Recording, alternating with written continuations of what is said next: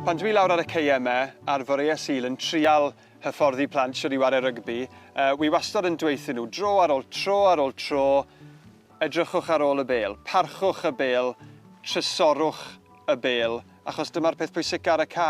Mae'n bêl arbennig iawn yn dyddio nôl i 1987 a'r Cwpan Rygbi Byd cynta eriod, cystadleuaeth gath ei chynnal yn Seland Newydd ac yn Awstralia. Ac ar y bêl, mae llofnodion y ddau dîm a chwaraeodd yn y rownd derfynol yn Auckland, sef Seland Newydd a Ffrainc.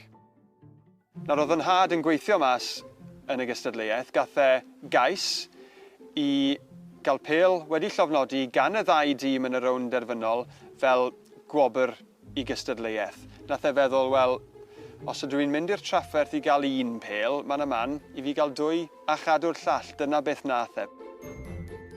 Fe gath y rownd gynderfynol i chwarae.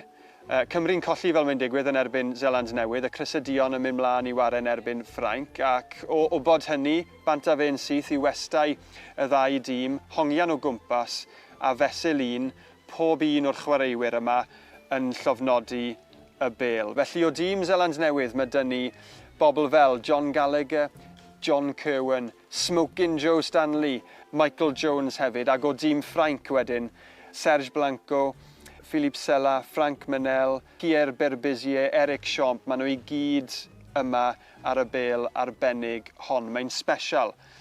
Ond hefyd mae'n symbol o dristwch teuluol i ni, achos ar fyr rybydd, fe gath yn nhad alwad i ddod yn ôl i Gymru yn gynnar, cyn y rownd derfynol. Felly erbyn i'r holl enwau yma sy'n ar y bêl i herio i gilydd, i chwarae'n erbyn i gilydd, yn Eden Park yn Auckland, roedd eu llofnodion nhw ar y bêl hon eisoes nôl yng Nghymru fach. Nawr, o'r holl arwyr sy'n ar y bêl, yr arwr pennau fi falle yw Buck Shelford, Wayne Shelford, wythwr Seland Newydd. Fe oedd yn gallu cico gol adlam o'r hanner ffordd.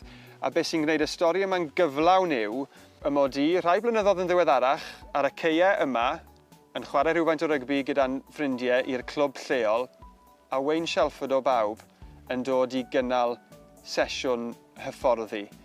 Roedd camerau S4C yma a fyne'n hollol geg agored. Fi, perchenog y bêl hon, ag arni enw'r arwr mawr, sef Wayne Shelford, yn dod wyneb yn wyneb ac yn cwrdd ar dyn ei hun, yn y milltir sgwar.